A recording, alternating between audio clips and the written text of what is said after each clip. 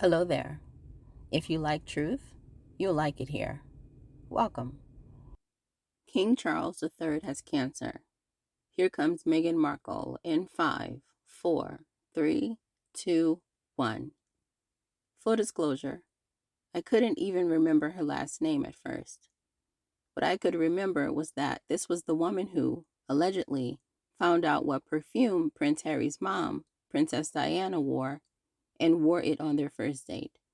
I guess to invoke some warm thoughts of his mom that he could then associate with her. If that doesn't scream psycho, I don't know what does. I guess she took it a step further than those real estate agents who bake cookies before an open house, so the house can smell of warm cookies and feel like home. I guess she saw that and said, well, I'll raise your warm cookies and counter with deceased mom aroma-induced memories. I don't know.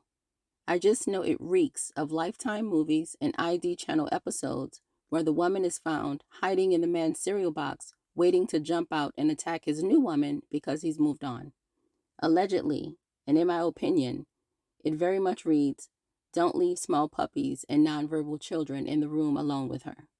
Allegedly, and in my opinion, it reads, maybe she wouldn't hurt them per se. Maybe she just poke them a little bit to see what noise they make. I'm just saying. Anywho, when I saw that King Charles III had been recently diagnosed with cancer, my first thought went to her. I imagine she is the happiest she's been since deciding to pursue Prince Harry the way some people pursue a doctorate or other advanced degree.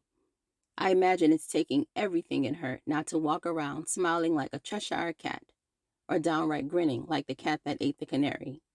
In her status-hungry, small, and opportunistic mind, I imagine she is thinking, yes, we're that much closer to the crown. Me and my red-headed husband, are on our way.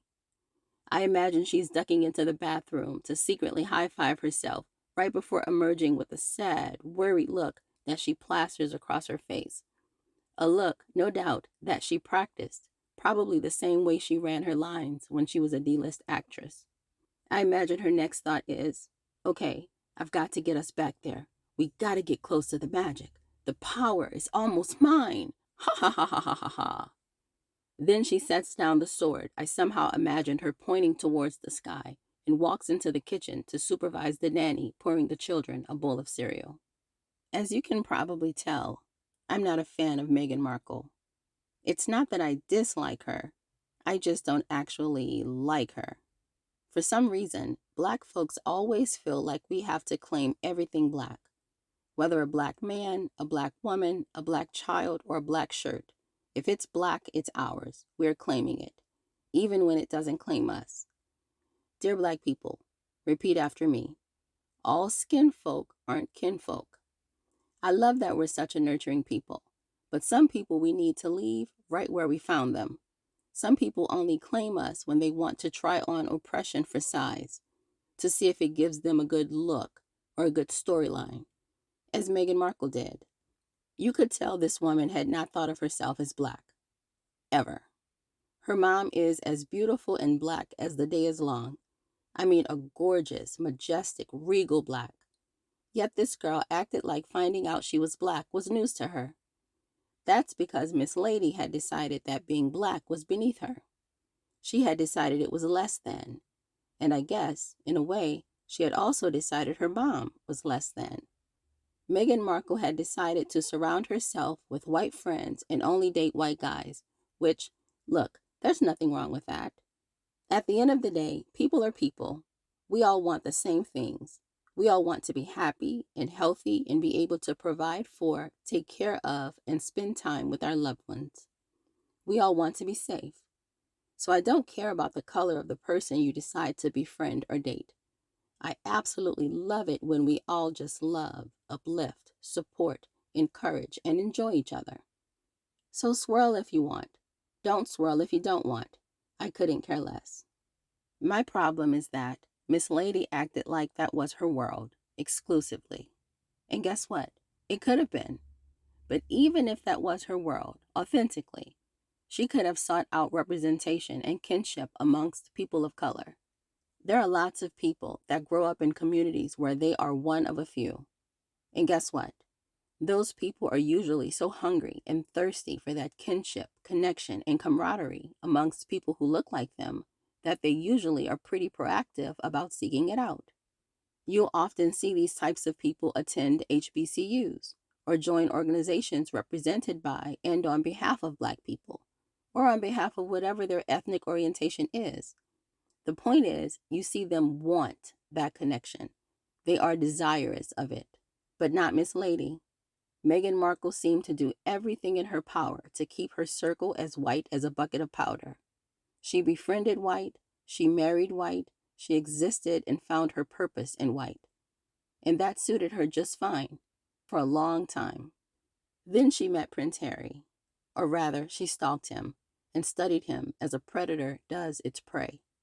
She then successfully captured him and went off to be as white as the snow in England. Except the actual white people in the room were like, wait a minute, Miss Ma'am, this is how we do things. This is what we need and expect from you. This is how it's going to go. I don't think their treatment, or rather expectations of her, had anything to do with her skin color. From all appearances, they seem to have been very welcoming to her. That is, as welcoming as British folks can be in their British way of being.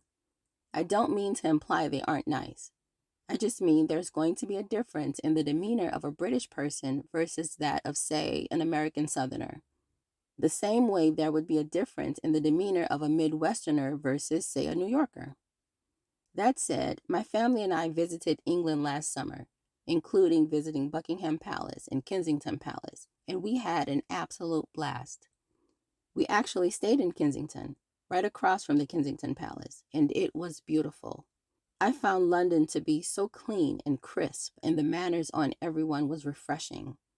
We had a doorman that would haul a taxi for us whenever we needed one, and he would appear by our side with an umbrella if there was even a hint of rain in the air. It was a wonderful and majestic stay, and the people were a class act. And funny enough, speaking of King Charles III, our visit actually took place around his coronation. All that to say that I, of course, have no issue with Londoners, especially their beans and sausage breakfast, because, ew, who would have thought of beans and sausage for breakfast? But also, yes, it works. So good on you, mate. Wait, I think that accent's Australian. Back to my point. The point is, people from different places are, not surprisingly, different. And in my opinion, there were expectations of Meghan Markle that were different than what she was used to, being an American. Particularly being a privileged, socially unaware, used to getting what she wants, even if it means lying, scheming, and scamming American. And it didn't work there. Unlike Prince Harry, who was blinded by a little chocolate lovin', the other family saw through her. And I don't think it's skin color that they saw. I think it was her deviousness, her cunning, and plotting that they saw through. And so, when Miss Lady was backed into a corner, with her feet being held to the fire, with her newfound family having royal obligations and thus expectations of her, she couldn't cut the mustard, and so did what she had seen some others successfully do. She played the race card.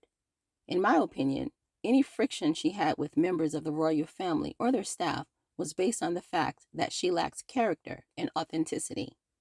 She is as fake as a $9 bill, and I think they saw that. So instead of attributing any friction to herself, particularly something inside of herself, she narcissistically attributed it to her skin color, something outside of herself, something she can't control and thus wouldn't have to take responsibility for or be accountable for. All of a sudden, she was Black. All of a sudden, she was suffering from racism. How would she know, by the way? She said she had never seen herself as Black before until then, right? She said she had never experienced any issues based on the color of her skin, right?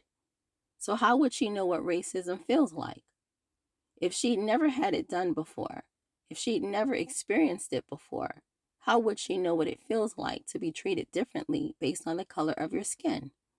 She didn't. She just assigned their treatment of her to the nearest, easiest, most outside of herself thing she could find. Because doing the hard work of looking within to see if there was something she was doing or could do better would have required too much work.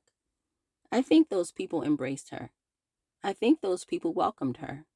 I think at the end of the day, they realized that although she wasn't what they would have wanted for Prince Harry, after all, she was a previously married and divorced D-list actress from another country. But I think what they ultimately saw was that she could be a good look for them. I don't think they went into it thinking that. I think they would have been perfectly fine with them breaking up. But when they saw that Miss Lady did indeed have her tentacles in him and was hanging on for dear life and wasn't going anywhere, they realized that there could be some good in it. At a minimum, they realized they would have to play ball because she was who Prince Harry had chosen to move forward with. So I think they did all they could to welcome and accommodate her.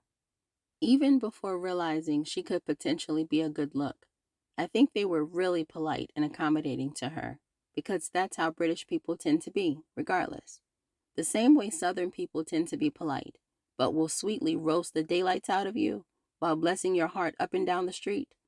Again, I think whatever friction was born out of Meghan Markle not being able to do what she wanted to do when she wanted to do it, probably involving making money off of being a royal. And so had a "they hate me because I'm black" temper tantrum, which was really just an excuse to break away from the royal family so she could come to America and make money off the royal family by throwing the term royal and or duchess on anything and everything she could. I'm sure she was wearing her label maker out. She was probably printing out the word Duchess to slap across everything. Duchess written across the milk carton, Duchess on the back of her toothbrush, Duchess across the mailbox, and on the welcome mat at the front door. It was so funny to me that she claimed to want nothing to do with the royal family, but couldn't stop talking about them and or using the title they had given her. Before she was just Meghan Mitchell? Meghan Markle? Who is that? I think she thought she would run to America and make American royalty money based on a British royalty designation. I think she thought she would be similar in status to the Bezos and Beyoncés, all on the back of her royal title.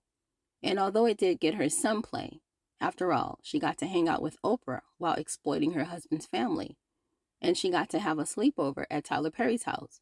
It ultimately did not get her to where she wanted to be. It didn't get her the full status and full unbending power that she wanted.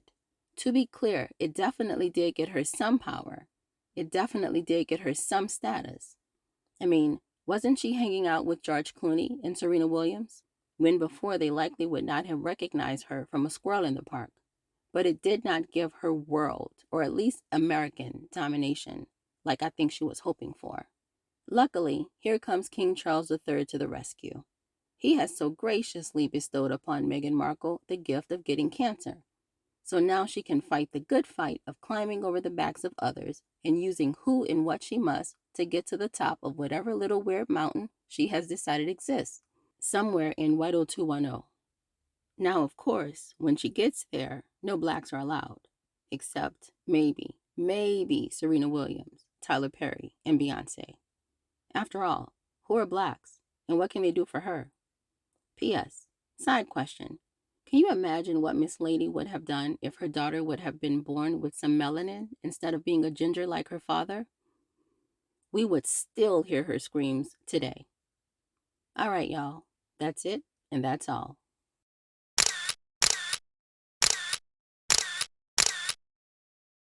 Hello there. If you like truth, you'll like it here. Welcome.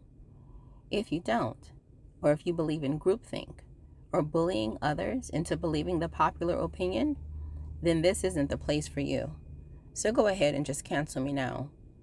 On this channel, we don't discuss my truth or your truth. We discuss the truth, and no topic is off limits. So, log in, like, subscribe, get comfy, and comment. It's nice to have you here. So let's talk.